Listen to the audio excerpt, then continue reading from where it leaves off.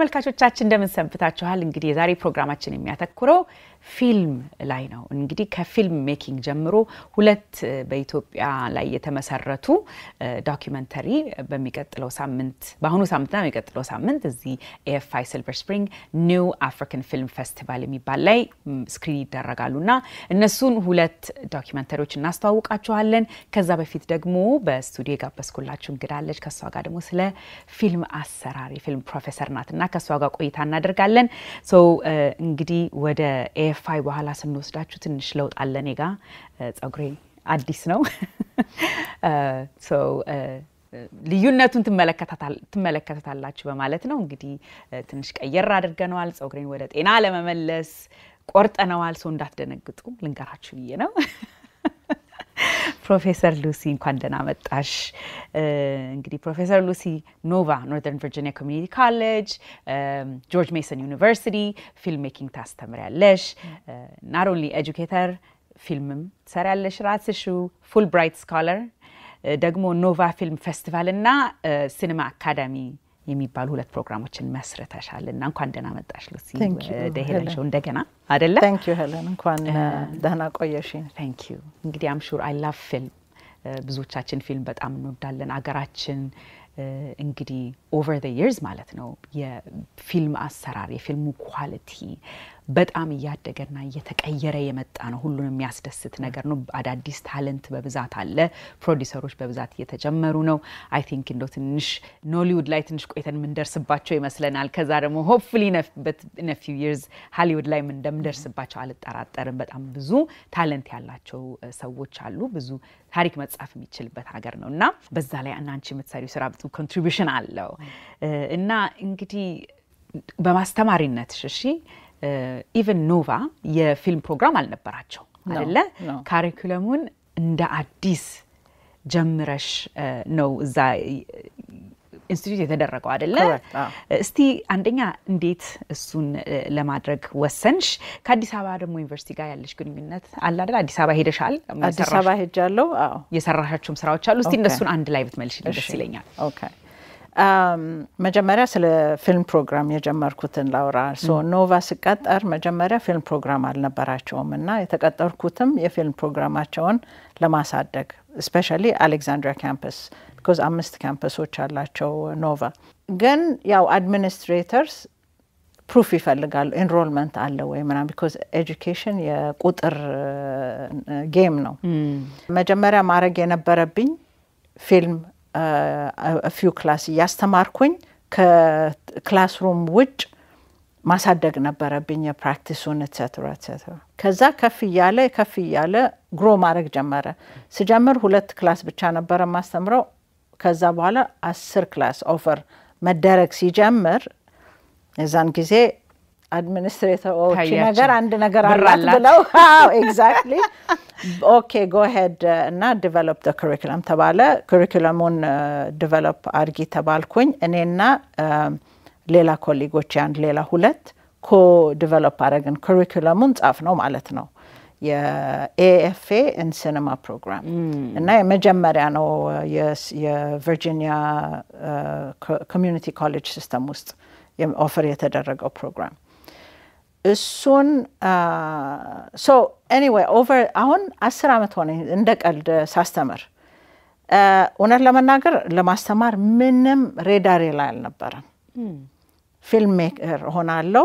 ፊልም ሰራለሁ ነበር somehow ያው እንደምታውቂው አንዳንዴ እግዚአብሔር እንዲህ አድርጎ ያመጣሻል አንዳንድ ቦታ እዛ ላይ ትምህርት ላይ ላንድ አደረኩኝ እውነት ፔሸንስ ያለኝ አልመስለኝም ትግስት የሚኖረኝ አልመሰለኝም ነበር ግን የምትወጂው ነገር ስትሰሪ ሁሉ ጊዜ ትግስት አለ anyway over the last 10 years 10 አመት አሁን ሆነኝ ሳስተምር more አካዴሚያው ላይ ነው ፎከስ ያረኩት ከፊልም ሜኪንግ ይልቅ although script ጽፍ ያለው feature length script co-develop አድርጌያለሁ co-write አድርጌያለሁ ከአንድ ሌላ Ethiopian friend of mine ዮናስ የሚባል so የፊልም እንቅስቃሴዎች አሉ ህይወቴ ውስጥ but more minimal ጎልቶ የታዩት ግን የአካዴሚያ ሳይድ ነው ፕሮግራሙ ኢንስቲትዩትድ ሆነ ፉልብራይት አግኝቼ ኢትዮጵያ ሄድኩኝ በጣም ደስ የሚሉ ተማሪዎች አግኝቼ እኔንም ሪፍሬሽ አድርገው ላኩኝ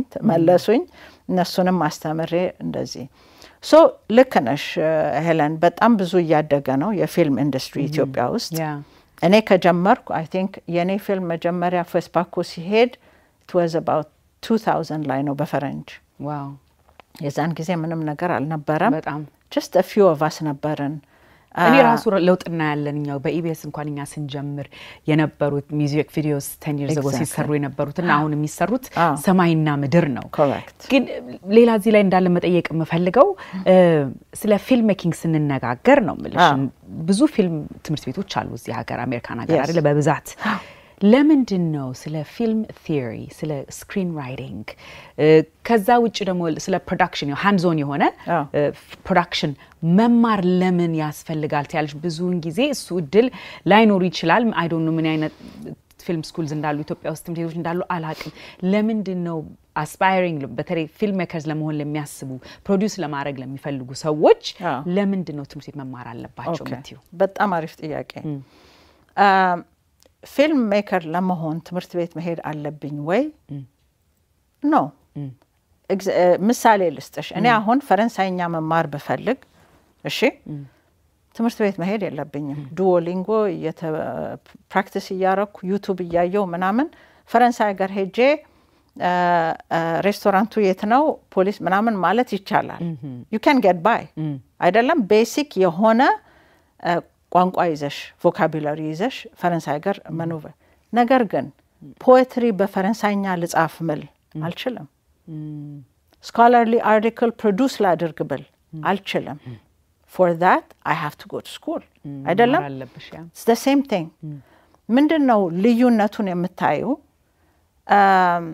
ፊልም ሰሪዎች by and large ኢትዮጵያ ውስጥ በጣም this is one of the things በጣም የኤምፋሳይዝ ያረኩት እዛ ሳስተምር ዳያሎግ ድሪቨን መሆን የለበትም ማለት በሁል ዳያሎግ ስትይ እንግዲህ መነጋገር ንግግር ሁሉ ጊዜ በቃ በንግግር የተሞላ መሆን የለበትም ፊልም ስዕላዊ ታሪክ ነው በስዕል ነው መናገር ያለብሽ it's a visual art form አለበለዚያ what you end up with is theater recorded on video basically that's very true አይደለም ብዙ ሙቪ እንደዛ ይቻለው የኛ በቃ ሰው ማውራት ብቻ ነው ሁሌ እኛ ጋር ብቻ አይደለም እዚህ ማገር እኔ አሁን ተማሪዎች የክላስሩም ውስጥ እንዳለ ዳያሎግ መጀመሪያ ስክሪፕት ጻፉ ስትያቸው ዳያሎግ ነው የሚያስቡት እሱ ነው ካውንተር ማድረግ የማደርገው ክላስሩም ውስጥ አሁን ለምሳሌ መላችኋለሁ ኦኬ ኤግዛምፕል ሰጣችኋለሁ let's scenario ሰጣችኋለሁ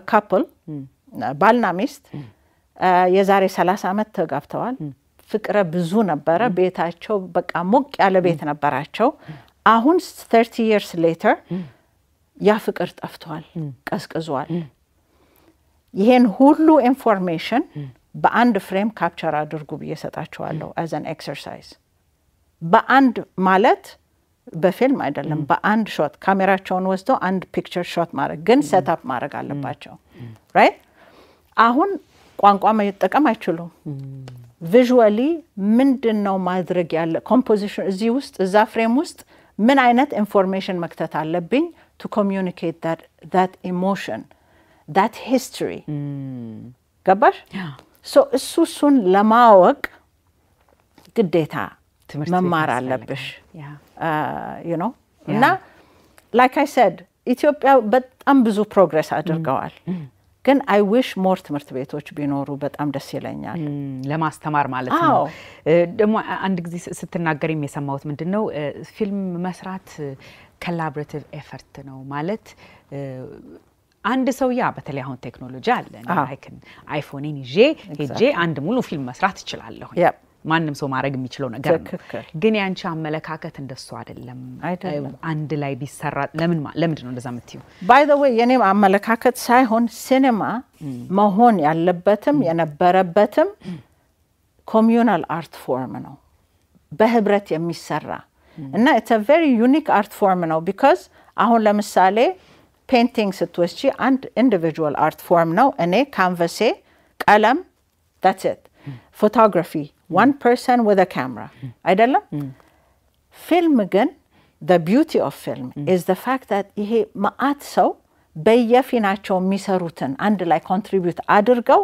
አንድ ፊልም ይወልዳሉ ማለት ነው ገባሽ እና what unique የሚያደርገው እሱን አርት ፎርም is collaboration ነው creative collaboration ነው የዛ ሁሉ ሰው ኤነርጂ ይገባበታል ሞልድ ይደረጋል you know develop evolve ያደርጋል etc አሁን እኮ because technology እንዳልሽው ቀላል ስላደረገው አንድ ሰው በጣም ይወዳሉ እንዲያውም ተማሪዎቼ ክላስ ውስጥ ሲያሳዩኝ ፊልም ይሰሩና ስክሪን ራይተር ዳይሬክተር ፕሮዲዩሰር አክተር እንደ ሁሉን ነገር ሰራችሁት እናንተ የት አለ ታዲያ you know it loses what it's supposed to be እና አሁን ማድረግ የምሞክረው ክላስሩም ውስጥ is ብዙ ሰው collaborate እንዲያደርግ the first thing I tell my students is keep your ego in check it's not about you it's about the story now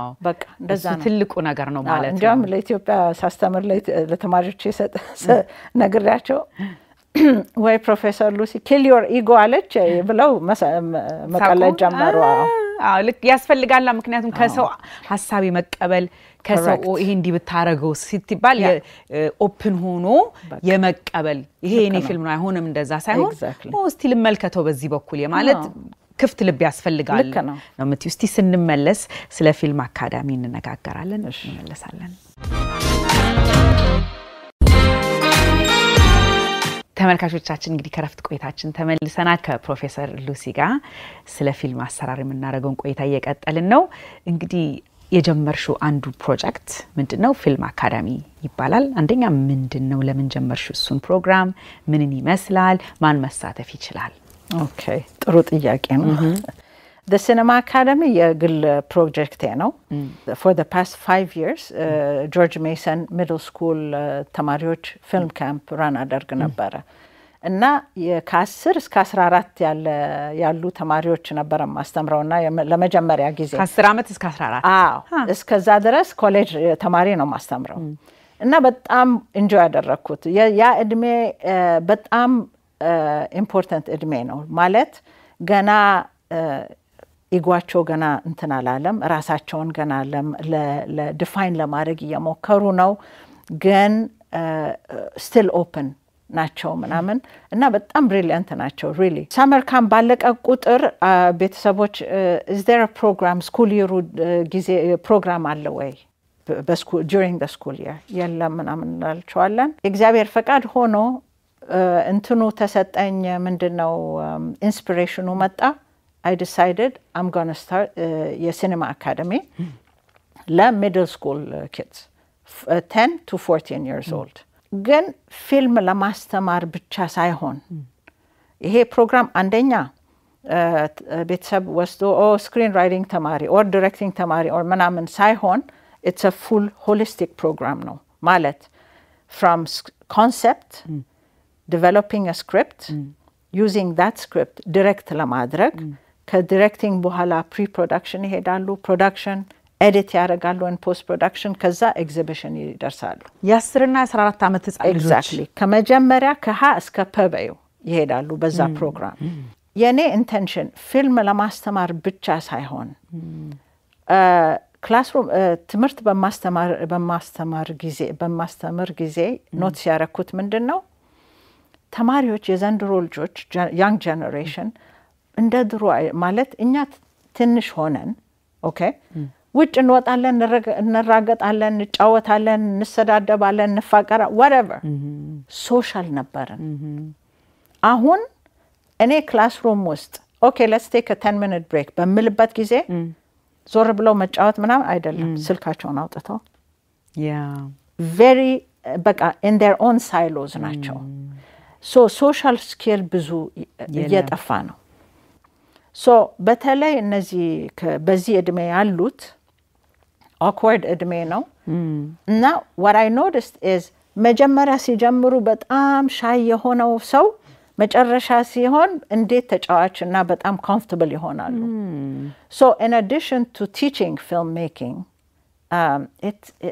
አንዳንድ የሚቀስሙት ነገር አለ social skills በጣም ደስ ይላል so it's almost ለነሱም እንደ transformative experience ነው የሚሆነው በልጅነታቸውና እውነት ፍቅር ያሳድርባቸዋል ፕላስ ደግሞ ይሄ የሳመር ፕሮግራም አይደለም ከሴፕቴምበር እስከ ሜይ my goodness ስለዚህ በደንብ ኮሚት አድርገው የሚሄዱበት ነገር ነው ማለት ነው brilliant እና so በነገሩ obviously ቨርጂኒያ ለሚኖሩ ሰዎች ነው አይደል ወይ anywhere anybody okay DMV area DC Maryland Virginia okay well I hope እንግዲህ ወደፊት ኤክስፓንድ ታደርጊዋለሽ ብያምናለሁኝ so how do so ስለዚህ ማወቅ ከፈለገ ዌብሳይቱ ምንድነው ዌብሳይቱ www.thecinemacademy.com wonderful so ከዛ ውጪ I'm sure you're very busy ብዙ ነገር ውስጥ ነው ያለሽውና እስቲ ፊልም ፕሮጀክት አሁን እየሰራሁ ነው ብቲ ወይም ሰፖርት ምታረጋችሁ ምን አዲስ ፕሮጀክቶች አሉ Okay so collaboratively እንዳልኩሽ አንድ ስክሪፕት ጽፍ ያለው ከዚ ምንድነው ቨርጂኒያ DC ኤሪያ የሚሰራ ስለኛ ሪያሊቲ ነው ስክሪፕቱ ከተጽፎ took us maybe I don't know 3 or 4 years to write the script because ዮናስ ጌታቸው ይባላል በጣም ጎበዝ ጸሐፊ ነው initially but film ገና transition አላረገም ነበር so ስንገናኝ ፊልም መማር ስለፈለገ ነው የተገናኘ ነው ግን I knew that he was already an accomplished writer he just needed visual writing አጻጻፍ መማር ብቻ ነበር anyway በዛ ተገናኘን እና እሱም ቤተሰብ አለው እኔም ቤተሰብ አለኝ ስራ አለኝ so ቅዳሜ እየተገናኘን እንጽፍ ነበር so took us over 4 years several drafts ምናምን አሁን we have a product I have script አለ ግን ምንድነው መሰለሽ ሄለን ፊልም ስራ በጣም ብዙ ልመና ይጠይቃል ገንዘብ ያስፈልጋል etc right and so ጀርባዬ በቃ ደከመው ስለዚህ ማልኩኝ ለኔ አልኩኝ ይሄ process was great because ዮናስም አንድ ሌላ ደግሞ ሮማን የምትባል ጆይን አደረገችን እሷም so ለነሱ ለሁለቱ መማሪያ ሆናቸው it's like a one-on-one kind of master class for screenwriting ሆነ ግን እነሱም on their own account accomplished ናቸው so ለኔ I was fine ግን ለነሱ ቢሰራ ደስ ይለኛል so አሁን I'm just initiating some talks with people to possibly co-produce or co-direct interesting እንጠብቃለን በጉጉት እንጠብቃለን yes so የኢትዮጵያን ፊልም ኢንደስትሪ ተመላልሰሻል አይተሽዋል በደም እና አሁን ያለበት ሁኔታ አይተሽ እንደው እነዚህ ክፍተቶች ቢሰሩባቸው ጥሩ ነው ብለሽ የምታስቢው ምንድነው ምን opportunity for growth አለ ብቲ ምንድነው ትያለሽ በጣም ብዙ growth opportunity አለ ከፊልም መማሪያ number 1 to learn the theory the history the criticism all of that critical studies የሚባለው area አለ it's not just screenwriting directing a critical studies area የሲኔማ ምንድነው history ትማሪያለሽ የሲኔማ the evolution of cinema you learn how to analyze a film you learn analysis film አይተሽ በቃ እንትኖቹን you break it down like cinematography እንደዚህ ምናምን ብለሽ ብቻ አናላይዝ ታደርጊዋለሽ ትመራመሪበታለሽ ማለት ነው thank you እሺ እሱን theory film theoryዎች አሉ ምን ማለት ነው film theory አሁን ለምሳሌ ሞንታጅ ቲዮሪ የሚባል አለ ስለ ኤዲቲንግ ነው እሱን በድሮ በሶቪየት ዩኒየን ጊዜ የተፈጠረ ቴክኒክ ነው የተጀመረ እና from እንዴት ነው እሱን ነው ምልሽ ቀደም መማር ስትማሪ ሲኔማ እርግጥ ሲኔማ ካሜራ ይዘሽ ማንሳት ትቻለሽ ግን ይሄንን what's the point of learning the history እንደዚህ ስትይ more in the በጥልቀት ፊልም ሲኔማን ማወቅ ከፈለግሽ እነዚህን ነገሮች መማር አለብሽ so ለሱ ትምህርት ያስፈልጋል አንድ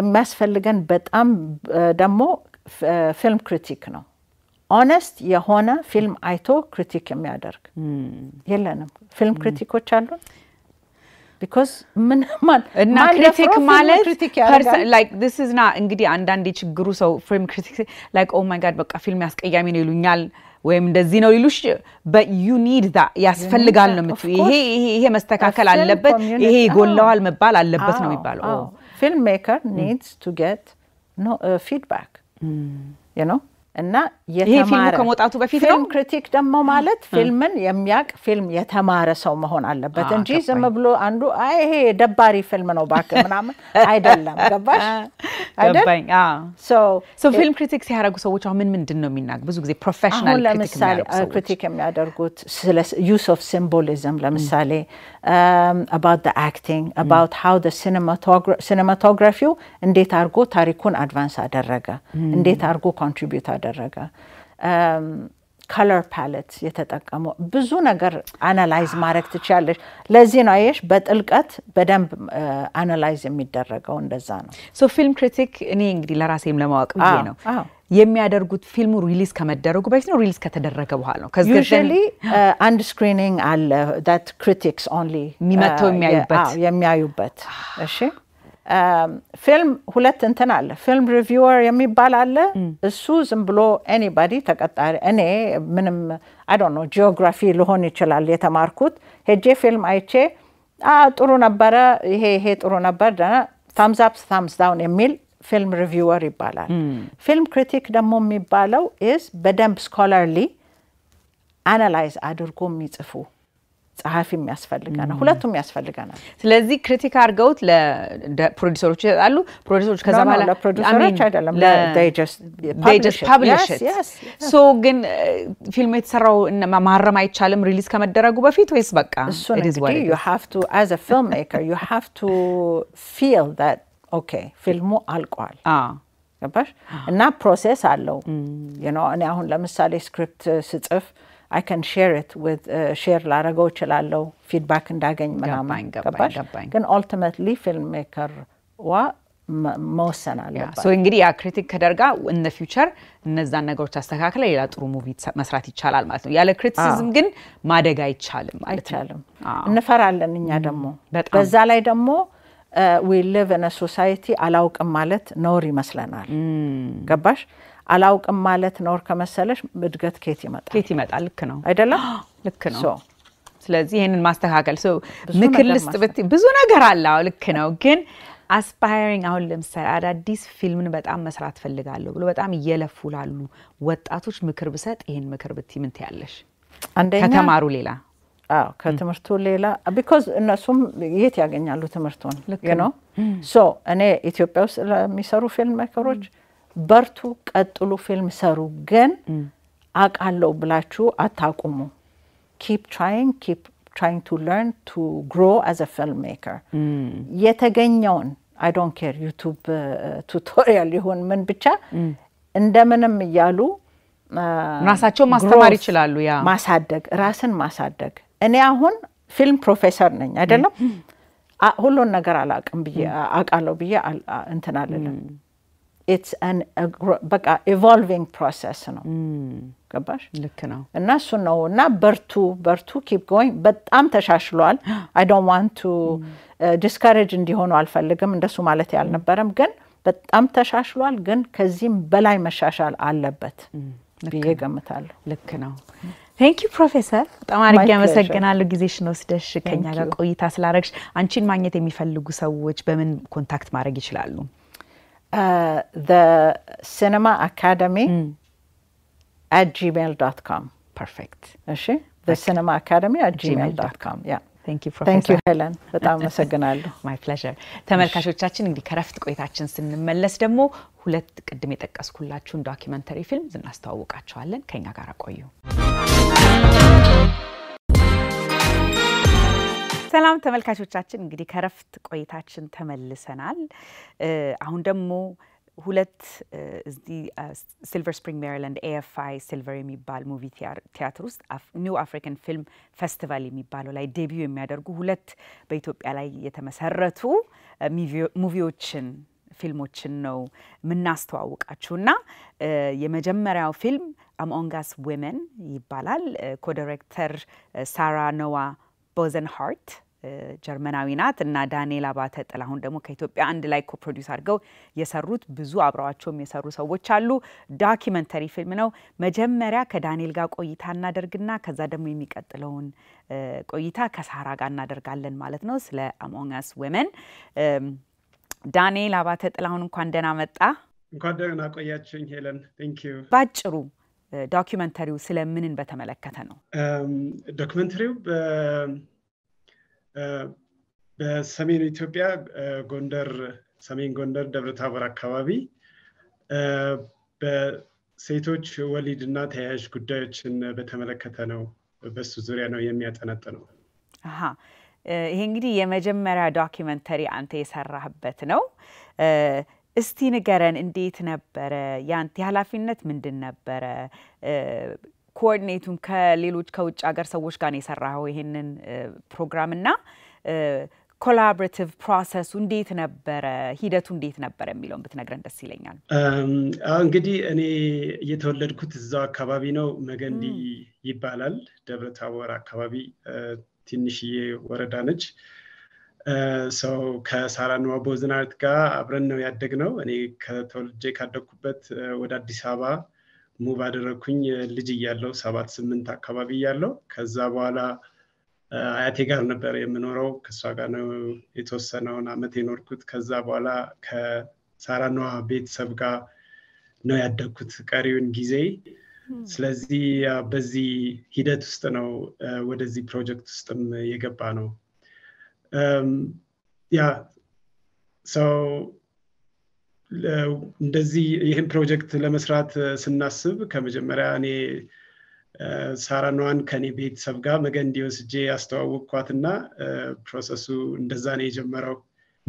እሷ እዛ ሄዳ ነገሮች ስታይ በፍቅር ወደቀች። ከዛ ካለው ከካልቸሩ ገጠር ውስጥ ካሉት ሰዎች ጋር የበለጠ እየተቀራረብን ስንመጣ እና በዚህ መልኩ ነው የጀመረው ሪሌሽንሺፕ እዛ።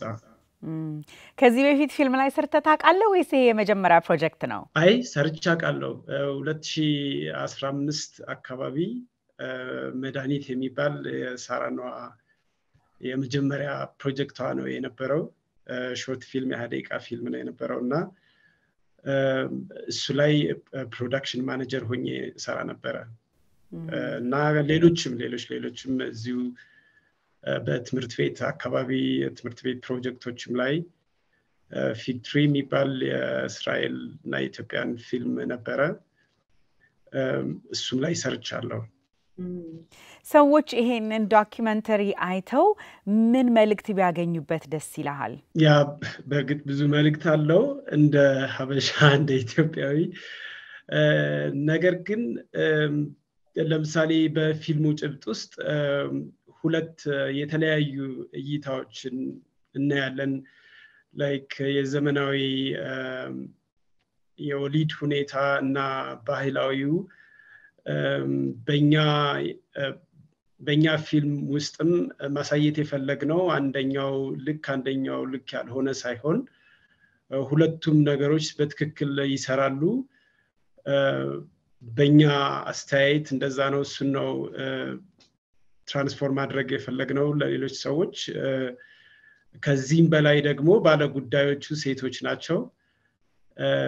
እነሱ ናቸው የትኛው ላይ ነው ኮምፎርታብል ሆነው ይሄ ፐርሰናል የሆነ ነገራቸውን በላይፋቸው ውስጥ ማድረግ የሚችሉት የሚለውን ነገር።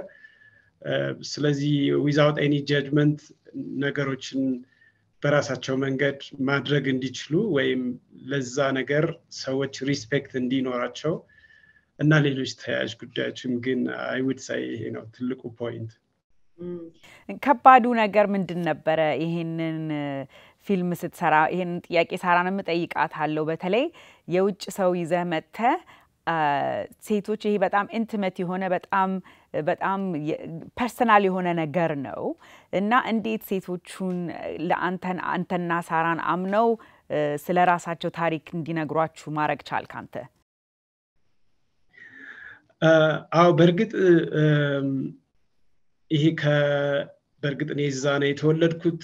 የቤተሰቦቼ ሪሌሽንሺፕ አለ። እናትና አባቴ በጣም የተመሰገኑ ጥሩ ቤተሰቦች ናቸው ያሉኝ እናትና አባቴ so ከዛ አንፃር እኔ እንደ ፊልም ሰሪ በርግጥ አብዛኛውን ጊዜ ፕሪፓሬሽኑ ላይ like before shooting ነው እንጂ ከዛ በኋላ እኔ በአብዛኛውን ጊዜ ከካሜራ ጀርባ ነው ያለሁትኝ ወይም ደግሞ ከሳራናዋ ጋር ያው በደንብ ኮሙኒኬት ያደረግን ነገሮችን ኮንትሮል አድርጋለሁ ግን mostly in front of Harlem so ለኔ በጣም ቻሌንጅ ፉሉ in front of the camera መሆን አልችልም በተለይ like the የወሊድ ሰዓቱ sometimes the panic ማድረግበት ጊዜ ይኖራል so ግን ባለን ሪሌሽንሺፕ ይሄ የፋሚሊ ሪሌሽንሺፕ ነው ትልቁ ግራውንዳችን የነበረው ከዛም በላይ ደግሞ የሳራናዋ ኮሙኒኬሽን ያላት እነሱ ጋር ስፔንድ የምታደርገው ረጅም ጊዜ በተለይ ሪሰርች ፕሮሰስ ላይ ረጅም ጊዜ ነው የወሰደብን ከነሱ ጋር እዛው እየበላን እየዋልን እያደርን እነሱ የሚሆኑትን ነገር ሁሉ እየሆንን ነው እዛ ደረጃ ላይ መድረስ የቻልነው እነሱም ያ በሚገርም ሁሉም ሰው ብዙ ሰው ጥያቄ ነው እንዴት ሊሆን ይችላል ይሄን ያክል ፐርሰናል የሆነ ነገር ዲቴል መሄድ የሁሉም ሰው ጥያቄ ነውና ያ በዚህ መንገድ ነው ማኔጅ ያደረግነው በጣም ደስ ይላል ስቲያውን ደግሞ ከሳራ ጋር ቆይታ እናደርጋለን thank you መቸስ በጣም ይሄ ሁሉ ሰው ማየት ያለበት ሙቪ ነው ያስባሉ ለምን ኢትዮጵያ ውስጥ በባህል እንደዚሁም ደግሞ ሞደርን ሜዲሲን እንዴት አርገን አጣምረን ሁለቱንም አንድ ላይ ማሄድ የሚቻልበት ሁኔታ እንዳለ ነው የምታሳዩትና ስለዚህ ሁኔታ ማወቅ ለሚፈልግ ሰው እንዲሁ ደግሞ ለመረጃም የምንማርበት ዶክመንተሪ ነውና congratulations እንኳን ደስ አለ በመጨረሳችሁ we wish you success እሺ thank you Helen thank you Daniel ተመልካቾቻችን ከረፍት ቆይታ ስንመለስ ከሳራ ጋር ደግሞ ቆይታ እናደርጋለን ከኛ ጋር ቆዩ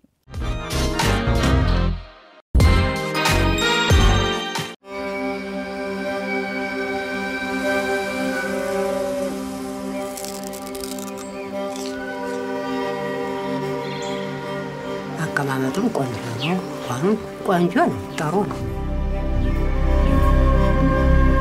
ከቤት እናቶች ለምን ከቤት እንደሚወልዱ ይነግሯቸው ሰው ተማን ነው እንጂ ድረስ የሚያናድድ እሱ ጋርኛ ልቃናው ጀርባ እኔ ከመውለዴ በፊት ደህና ነበር አወለድኩ በኋላ የሆነ ፓርቴን ይመስለኛል ቆርጦ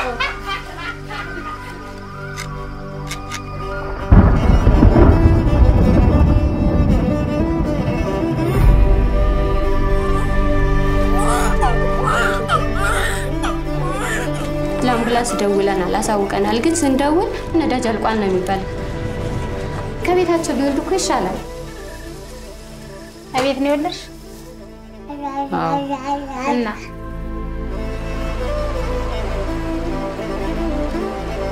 በምን ምክንያት ነው ቤት የወለድሽው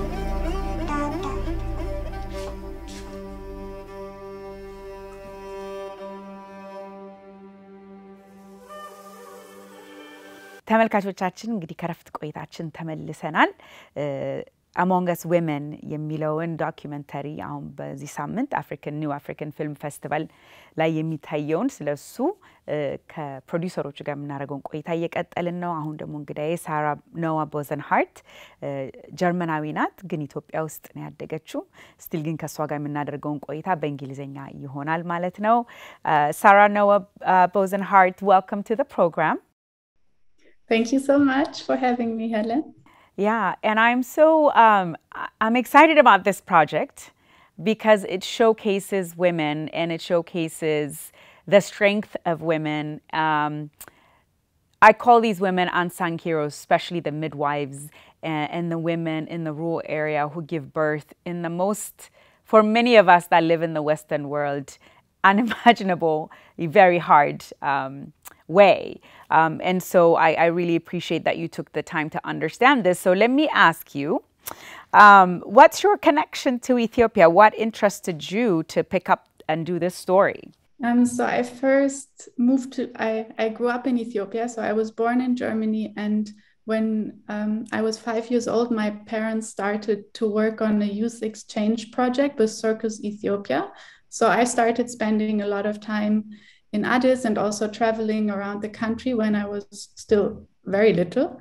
And once I was 12, we moved to Addis Ababa permanently. And I went to school there and I became a woman in Addis. And I think this is what connects me a lot with this topic as well, and with the women of Ethiopia, because it was always the women who made me feel at home, who made me feel safe in my own process of understanding who I was going to be. And I think this is, yeah, my very personal connection to this issue of womanhood. Yes. That's wonderful. So how did you, I mean, culturally, we're very private people. How did you get the women to trust you to open up into these very deeply personal experience of giving birth?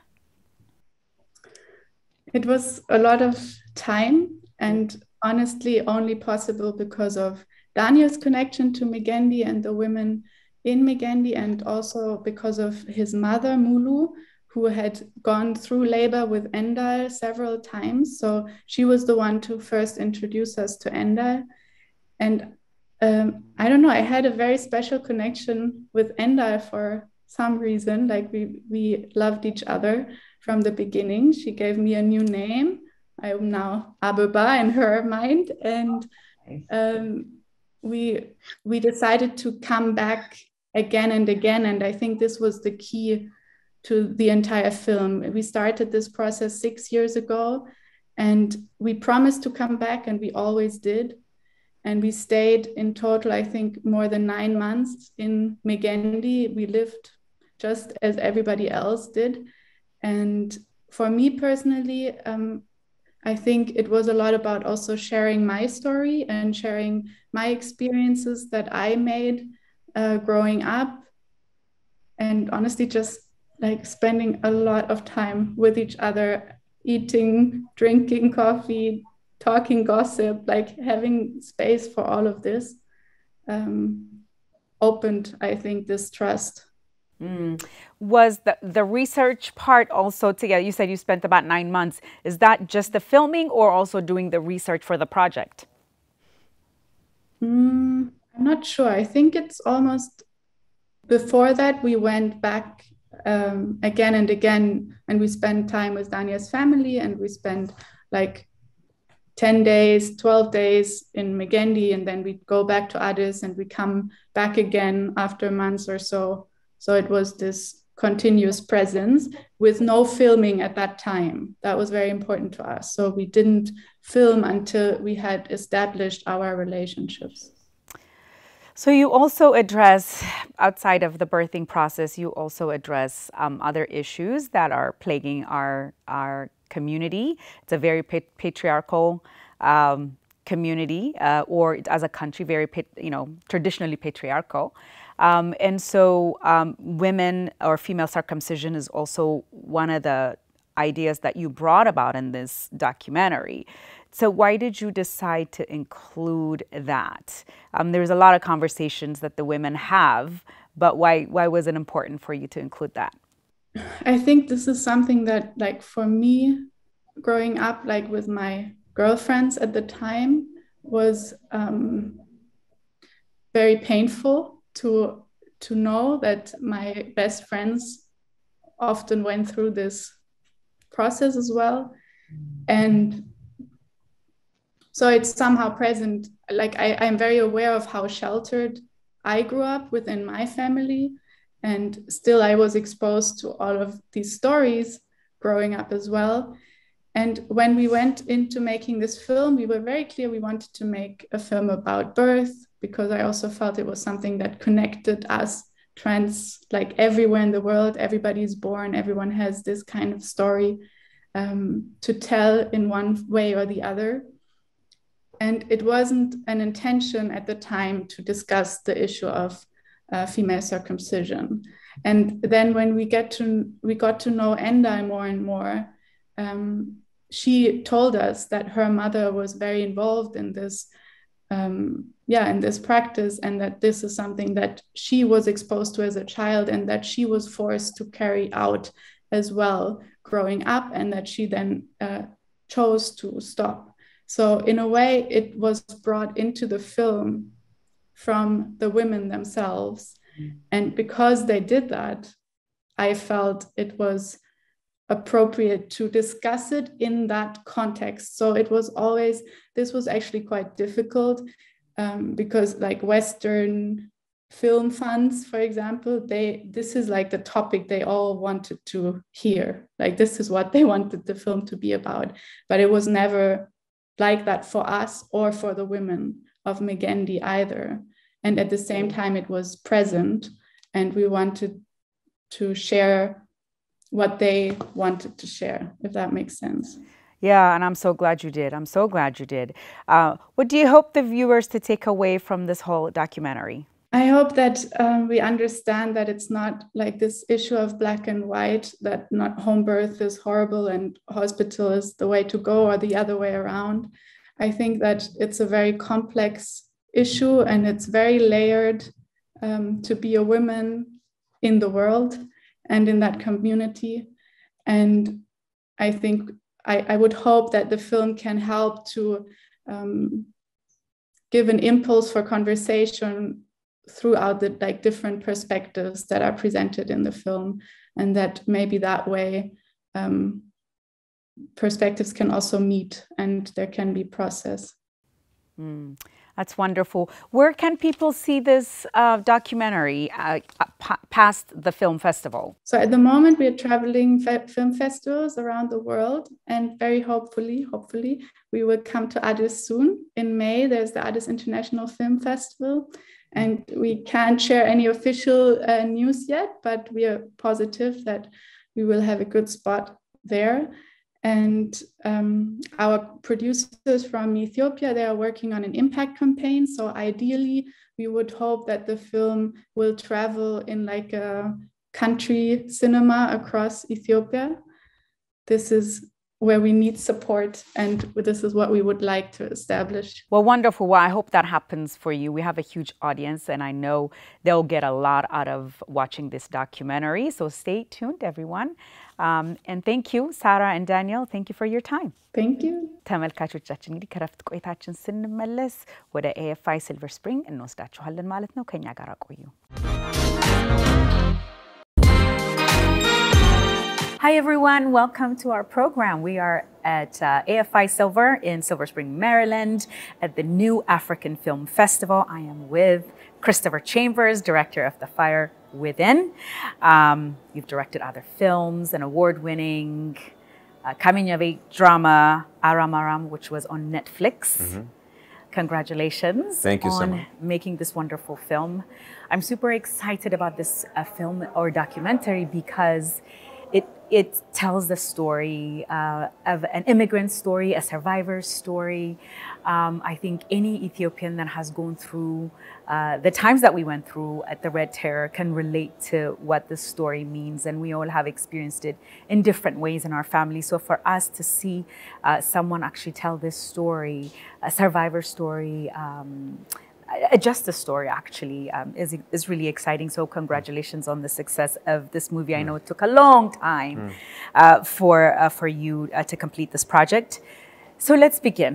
And just, I guess, if you could briefly tell us what the story is, and then I want to ask you how you became aware of this story and why you decided to make the film. Sure. So Fire Within is a documentary about 3 women who are from Ethiopia, and they're survivors of torture during the Derg era. During the Red Terror. And it's a story about how one of the women, Ejegayah Taye, when she came to North America, she made her way to Atlanta, Georgia. And she started a job as a waitress. And when she met one of her co-workers in that kitchen, in that restaurant, she realized that he was the man who had been her interrogator and torturer a dozen years earlier back in Addis Ababa during the Red Terror. But this story is not just about this incredible coincidence and about what they suffered, the darkness of what they suffered. It's about something bigger than that even. It's about the strength in these women. So Ejegayah decided to do something that I would not have had the courage to do. I would have left Atlanta, I would have left my job, I would have moved to the farthest state away. Instead, she stayed and she said, I'm going to try to find a way to bring this man to justice. What he did was not right to me, And she had the courage to come forward to tell her story and to say, I don't know how, but I'm going to fight and I'm not going to give up till I find a way to bring this man to justice. And that's really the heart of the story in A Fire Within. It's an amazing story. So you're not, I guess I should ask, how did you even become aware of this story and why did you decide to do this documentary? Right. As you might notice, I'm not Ethiopian. No, you're not. That's for sure. So the story of how I came to start this film is one of those stories about how do you find love in life? How do you find your next project in life? Does it choose you or do you choose it? Honestly, I was touring with my last film. I got very lucky. It was a small independent film. I was touring to Australia and I was flying back on the plane, the 16 hours to do nothing, and I started going through those articles. You know how you have articles you save on your computer? Well, I have like 200 of those, and I opened one, and I honestly don't remember even saving it. And it was not even about this story. It was about a human rights case from the 80s that was unrelated, but it mentioned in one sentence a reference to a case involving 3 Ethiopian women. And when I went home that night, when I finally got home, I then went on Google, and around 2 o'clock, 3 o'clock in the morning, I'm Googling this case and this story, and my jaw just dropped. I said, this is the most extraordinary story. Surely it's on Netflix. Surely somebody made a film about it. Has nothing to do with me. I'm not Ethiopian. I'm not East African. It's not my story to tell, but maybe someone else did. And for 6 months, I couldn't find anything. And then I thought, I can't stop thinking about this film. I can't stop thinking about the story as a film. What if I just try to reach out to the women and try to put this story on film? And that was the beginning of a 5-year journey to make A Fire Within. This is incredible because, naturally we Ethiopians are very private, especially when it comes to talking about traumatic experiences. This is such a dramatic story. How did you get the women to trust you enough for them to say, yes, you can tell our story? Yeah, I mean, that's a story of, I believe that in a documentary, I'm not trying to get their story. I'm trying to create a partnership for us to tell their story together. I'm definitely trying to tell their story and share it with the world. So when I first tried to track down the women, and I called one of them at work, and I emailed another, and I emailed the other, none of them responded. Because I was calling with my name being Chambers, not part of the culture, saying, oh, well, you're trying to get through your work day today and living your life successfully. I'm calling about the most traumatic thing that ever happened to you. So they didn't call me back. And eventually, I spoke to one of the lawyers. I could track them down, and they said, fly to Atlanta, meet me for lunch, and I won't introduce you to the women because I'm protective of them. I care about them, but I'll listen to what you have to say, Christopher, and I'll decide if your intentions are pure or not. So I did that twice with 2 different lawyers, and they're lawyers, so I have no idea what they think. And then finally, a few weeks later, I got a phone call, and it was Hirut saying, I hear that you want to speak with me. Call me Sunday afternoon at 3 p.m. And then we had a 3-hour conversation, never talking about the film. And then then it was with Elizabeth. We had a phone call, long conversation, but we weren't talking about the film. They were asking me about current events, about films, about culture. Ejigayu, finally I spoke with her, same thing. And I realized instead of asking me, who am I and what do I want, which is the American mentality, they were asking me questions so that I reveal to them, who am I? And then after a long time, we developed a relationship and a trust. And I said to them, I said, if you trust me to tell your story, and you have no reason to, but if you trust me, then I promise that it will never be released until you approve of how your story is told. So how involved were they? How engaged were they in the process? So of course that there was many interviews and long interviews to interview about their life stories. And then what happens, I went away and edited for, I don't know, about a year. And then when the film was finally close, what I thought was close, I said, okay, I'm going to show it to you, but no one else will get to see this. And then you tell me if you approve of how your story is told or not. And these women are very strong. Oh, I'm sure. So I showed the film to them, and each of them said, okay, Christopher, here's what you got wrong. You've got to change this, fix this, fix this, fix this. You thought you're trying to connect this in the story, and that's a nice connection. That's not true. Okay. It's not what I was thinking. So I went back to my editor. I said, let's take the weekend off. We have to fix this film, because I don't know how, but we're going to listen to the women because it's an opportunity to make the film better, to make it more authentic. And so it was a challenge. It took a lot longer, but I firmly believe their input was essential and it made the film better. Oh, I'm glad to hear that. Now tell us about the research, because that's a very interesting aspect of your research, especially some of the historical footages. You had to go to Ethiopia. You had to find these resources. How was that? Yes, it was an extraordinary story. I mean, I've traveled to 30 countries, but I'd never been to sub-Saharan Africa. I'd definitely never been to Ethiopia. And so this film would not have been possible without the collaboration of many people in the Ethiopian community in Los Angeles, but also I went to Ethiopia. I went to Addis for a month. Okay. And I collaborated with Ermias Wolde-Amlak, who's a wonderful filmmaker and a producer. He came on board to guide me through the impressive bureaucracy of Ethiopia that no American can. That's a good way to put it. I say it's a world-class bureaucracy. It is. And that no American with my mentality could ever get anywhere. Right. With my Western mentality, it's useless. It's pointless. But he understood this is how we'll navigate to try to achieve what we want to achieve. And the goal was to go to the EBC, to get access to archives, to find every piece of footage we could, to get permission to use it, to bring alive their story. If you can't see something, how does it come alive if you just look at a picture? Especially if we're trying to communicate outside of the Ethiopian community to Americans and people all over the world. So he was with me every morning for 3 weeks. In the morning, we would go through the EBC archives, all different tapes, formats you could imagine.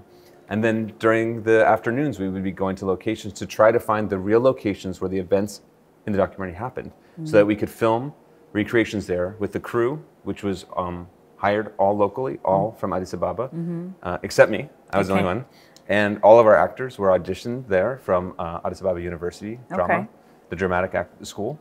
And we hired everyone locally, even our equipment.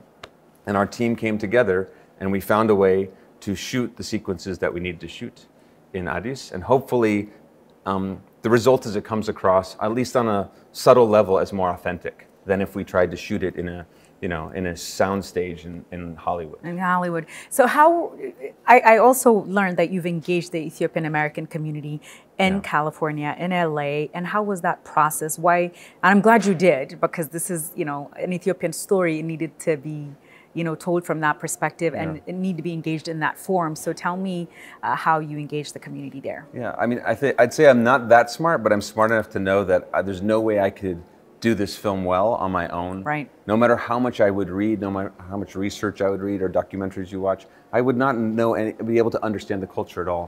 So my first step was I went to the Little Ethiopia Cultural Center in Little Ethiopia, and Nikki Legesse is the head of that. And she listened to me and she said, I'm going to help you. I'm going to introduce you to people who can help to protect the film, to make sure it's authentic. And so Elsabet Ademe came on our team and she became our casting director. And she helped us to find members of the Ethiopian community for scenes where we needed individuals to represent the community in the story to come on board. So we had about 50 individuals from the Ethiopian community in Los Angeles. And I have to say, without their help, this film would not be worth watching. And from my heart, really, I say amaseganalo to them. Very good, very good. I'm working. I have a little on my heart. You're doing good. You've actually typed amaseganalo back to me on text, so I was very impressed. So as an American, how did you make sure like you were very authentic and you maintained the cultural integrity in the story and also navigate the very complicated, political and historical history in Ethiopia? How did you navigate all of that? Yeah, I mean, I think the guiding light for this, the flashlight to the darkness of making this film was to remember that we're telling these women's story. Yeah. And they know it better than anyone else because they lived it. And not only that this is not a political story, in my opinion, this is a humanistic story. This is a story that, of course, we have to represent the women and their culture correctly, or we've made a huge mistake.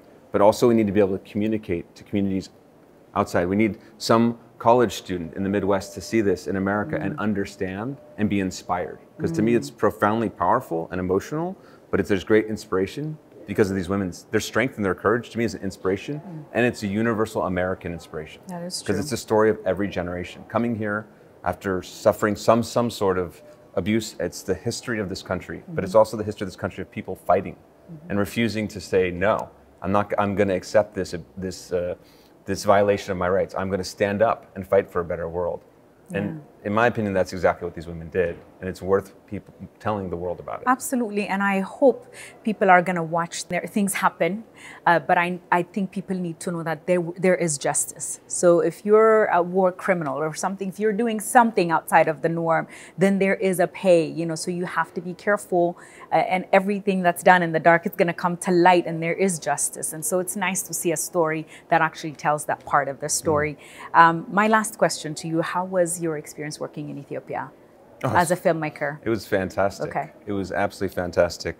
First of all, I'm addicted to Buna, so that was really easy. That was every day was a well, you're in heaven start then. with a Buna and go to a macchiato. But honestly, the experience of working with Ermias, he's a really talented filmmaker, a really wonderful person, very intelligent, and he really guided the film as my producer. And working with the young actors and the crew was inspiring because they had a passion that I was so serious in trying to make this film, and there's so many struggles that I kind of forgot about it. I was so focused on just the struggles of trying to get this film made, and they showed up and they were so passionate and excited to make something meaningful. That's wonderful. And they reignited in me an appreciation of what we were doing and reminded me that we can do this with passion. It isn't just a struggle to make this film. That's fantastic. Well, I'm so glad that you made this film. I think people right now who are watching this, if you're in the Washington, D.C. area, this is going to be at the AFI Silver Spring until March 31st, correct? Yes, on Thursday. Where yes. could people find out where they can watch this movie? So we're just toward the end of our film festival run. We started at the Atlanta Film Festival, sold out, won the audience award. That's fantastic. Got great critical reviews, so that was very positive and very grateful. And now we're planning to release the film eventually on streaming and hopefully some public events in the future. So to find out, you have to go to our social media. Our Facebook is @AFireWithinDoc, like A Fire Within Documentary, @AFireWithinDoc, and we're also on Twitter and Instagram @AFireWithinDoc. Well, wonderful. Thank you for your time, Christopher. I can't wait to watch Thank you so this much. movie Thank you for having tonight, us. I and I appreciate hope our audience will have an opportunity to watch it in many forms. So thank you. Thank you so Thank much. you for making this film. Thank you. All right.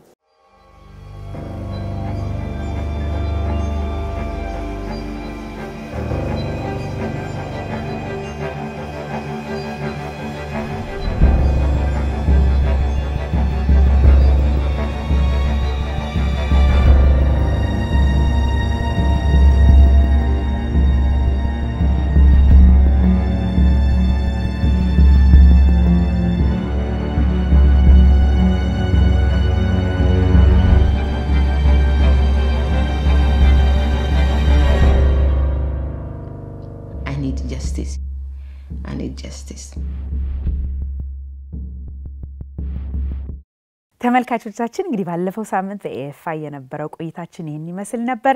እንግዲህ ዛሬ ፕሮግራማችን በዚህ ላይ ያበቃል። በሚቀጥለው ሳምንት በሌላ ፕሮግራም እስከምንገናኝ ደህና ቆዩልን።